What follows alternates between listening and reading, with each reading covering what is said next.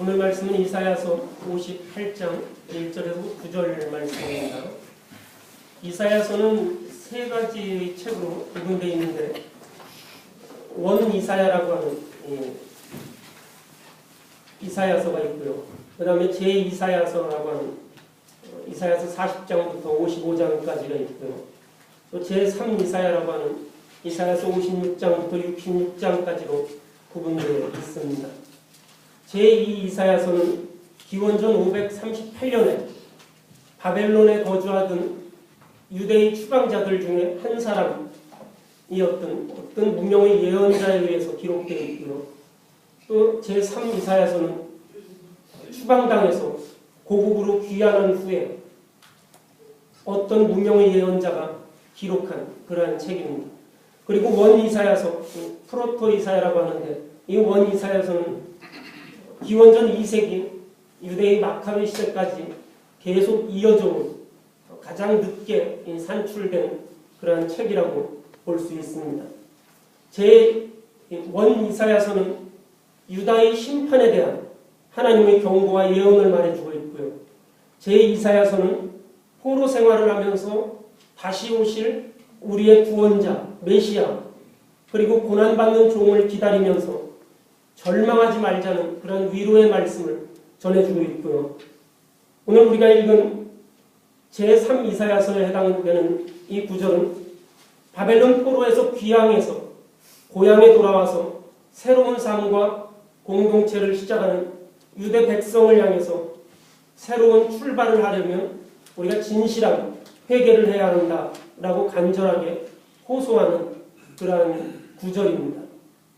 오늘 우리가 읽은 본문이 제3 이사야에 해당되는 것으로 바벨론의 포로 생활을 하다가 이제 이스라엘로 귀환한 그 후에 이 예언자가 이스라엘 백성들에게 촉구하는 그러한 내용입니다. 우리 사람들하고 여러분들이 이야기를 하실 때 상대방이 가장 눈이 빛날 때가 어떤 이야기를 할 때가 가장 눈이 빛나는지 아십니까? 남하고 이야기할 때 어떤 이야기 꺼내면 그 사람이 가장 눈이 반짝반짝 빛나고 가장 집중을 하겠습니까? 예? 공짜 이야기. 예, 공짜 이야기도 굉장히 눈이 빛나긴 하죠. 예, 빛납니다. 그거보다 더 빛나는 게 있어요. 눈이 반짝반짝 빛나는 게 있습니다. 공짜보다 더 빛날 때가 있어요. 주로 이제 어른들에 해당되는 거죠. 결혼한 사람, 어른들. 제가 지난 성탄절인가 아니면 송구영신 예배인가 그때였던 것 같은데 저희가 한 달 동안 이 강아지를 좀 이렇게 키우고 있었는데 우리 종범 씨하고 제가 종범 형제를 데려다 줬어요, 집에. 그래서 생각나? 내가 성탄절 때 종범 형제 데려다 주는 거 집에 내 차로 데려다 줬는데 성탄절 저녁 때 타고 가면서 종범 형제한테 제가 무슨 얘기를 했겠습니까? 저는 목사고 우리 종범 형제는 이제 신앙생활을 시작하는데 제가 이제 좋은 이야기를 이렇게 신앙에 대해서 좋은 이야기를 해야 되는데 그 얘기를 못하고 무슨 이야기를 했냐면 개 자랑을 한 거죠. 개에 대해서 자랑. 개가 보니까 이렇게 오줌 넣을 때 이렇게 다리를 들고 노더라고요. 근데 다리를 들고 노는데 얘가 다 오줌을 누고 나면 다리를 든 채로 한 발짝 이렇게 껑충 뛴 다음에 그러고 가더라고요. 이 다리에 묻을까봐. 그런 것 같아요. 제가 유심히 보니까 그런 것 같아요. 그래서 제가 쟤는 진짜 참 똑똑한 것 같아요. 이러면서 제가 종범형제한테 그 얘기를 했는데 기억나나? 근데 하고 나니까 제가 좀 한심한 것 같아요. 네. 진짜 내 목사인데 성탄절에 이렇게 같이 가면서 좋은 얘기를 해줘야 되는데 내가 개자랑을 하고 있네. 네, 그런 생각을 한 것 같습니다. 우리가 사람들이 가장 눈이 빛날 때가 언제 눈이 빛나냐면 자식 이야기할 때. 그 사람의 자식 이야기할 때. 자식이 잘났든 못났든 그런 거 상관없어요. 자식이 깡패라고 그래도 자식이 막 무슨 와가지고 건달이라고 그래도 그 자식 이야기할 때 되게 아드님은 어떻게 잘 하고 있습니까? 어떻게 잘 하고 있습니까? 건강하십니까? 뭐 하십니까? 이렇게 이야기할 때 그때 눈이 제일 빛나요. 그때 제일 집중합니다. 그리고 제일 고맙다는 이야기를 그때 제일 많이 들어요. 물어봐 주셔서 참 고맙습니다. 이런 이야기 듣습니다. 물론 뭐 공짜라든지 뭐 이런 것도 눈이 빛나지만 자식 이야기할 때 제일 눈이 빛나. 우리가 내가 키우고 있는 내가 이렇게 키우고 있는 자식이라든지 어떤 생물체 또 내가 정을 준 것들 이런 것들 우리가 막 자랑하고 싶은 마음도 있고 막 이렇습니다. 이스라엘 백성들이 포로 생활로 바벨론에 가서 고생하다가 돌아왔어요. 어쨌든 그들이 하나님의 인도하심을 받아서 자기 땅으로 돌아왔습니다. 그때 그들은 이제는 자기의 자식들을 다시는 이러한 일들을 겪지 않도록 키우고 싶었을 겁니다. 그리고 그들은 자기들의 모든 것들을 다 바쳐서 자기들의 나라가 부강해지기를 그렇게 노력했고 그 결과를 어느 정도 이루었습니다. 이걸 자랑하고 싶은 거죠. 이스라엘이 포로 생활에 돌아와서 자기들의 예배, 자기들의 제사 이러한 것들을 다시금 정비했습니다. 제3 이사야가 바라보는 이스라엘은 바로 그때입니다. 이스라엘이 자기의 자식들에게 좀 더 하나님의 율법을 전해주려고 노력할 때, 좀 더 하나님 앞에 예배하는 것, 제사하는 것, 이것을 정비하려고 노력할 때, 그리고 이 사람들은 그것을 정비하면서 스스로 굉장히 뿌듯해했습니다. 그러면서 그것이 굉장한 그런 그 자긍심으로 드러났습니다.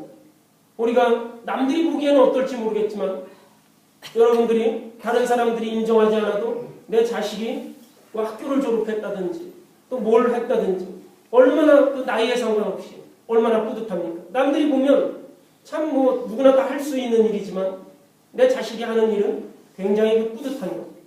이스라엘이 자기 스스로 그런 것들을 해나가면서 굉장한 자긍심을 가졌습니다. 그런데 이사야가 이스라엘을 비판하고 있는 것은 그것이 그 사람들이 그렇게 자긍심을 가지고 했던 그러한 바벨론에서 돌아와서 했던 그러한 일들이 하나님이 원하시는 그러한 회복이 아니라 율법주의로 전락해버렸다는 그러한 형식적인 그러한 신앙의 모습이라는 것, 그것을 제3 이사야가 비판합니다. 이스라엘이 열심히 즐겁게 자기의 후손들을 위해서 또 자기 자신들을 위해서 열심히 즐겁게 하나님을 찾고 성전을 재건하고 무너진 예배를 회복하고 이런 것처럼 보였는데, 그런데 정작 하나님께서 원하시는 삶을 사는 것에서는 굉장히 무관심했다는 것입니다. 오로지 자기 자신의 열심을 알아주고 하나님께서 나의 열심을 알아주고 의롭다고 칭찬해주는 그러한 그 모습들, 자기 자신은 굉장히 뿌듯한 거예요. 내가 이렇게 바벨론 포로 생활에서 우리 민족이 돌아와서 우리의 자녀들을 위해서 성전을 재건하고 제사를 회복하고 예배를 재건하고 이러한 일들, 그러한 일을 행하면서 굉장히 자기 자신이 뿌듯했는데, 그리고 즐겁게 하나님을 찾은 듯이 보였지만 정작 하나님이 원하시는 삶에는 무관심했다는 것입니다. 율법주의의 다른 말은 무엇이겠습니까?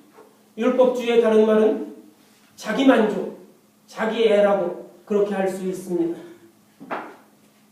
하나님께서 새로운 유대가 탄생, 회복의 그러한 비전을 세우시면서 이스라엘 백성에게 진정으로 바라셨던 것, 그것은 회개를 통한 새로운 이스라엘의 탄생이었습니다.